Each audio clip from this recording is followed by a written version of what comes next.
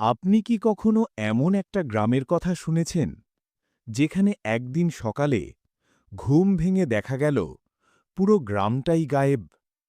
না কোনো চিৎকার, না কোনো চিহ্ন, শুধু ফাঁকা বাড়ি আর বাতাসে ভেসে থাকা এক অজানা শূন্যতা।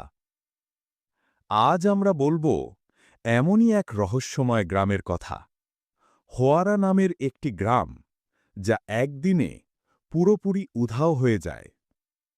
১৯৫১ সালের এক রাতে ভারতের রাজস্থানের মরুভূমি এলাকায় অবস্থিত এই গ্রামে ঘটেছিল এক অদ্ভুত ঘটনা। সকালে কিছু লোক পাশের গ্রাম থেকে এসে দেখে পুরো হোয়ারা গ্রাম ফাঁকা, সব ঘরবাড়ি ঠিকঠাক, খাবার রান্না করা অবস্থায় পড়ে আছে, কিন্তু একজন মানুষও সেখানে নেই। কি এমন হয়েছিল সেই রাতে?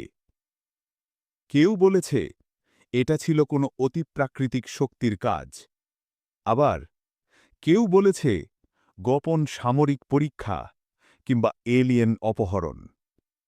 কিন্তু আজও, এত বছর পরেও, এর কোনো ব্যাখ্যা মেলেনি। গ্রামের নামটা এখন মানচিত্রে নেই, কিন্তু যারা জানে তারা চুপ থাকে। আপনার কি মনে হয় এই গ্রামের মানুষরা কোথায় গিয়েছিল? কমেন্টে লিখে জানান আপনার কি মনে হয়, এলিয়েন, ভূত, নাকি অন্য কিছু?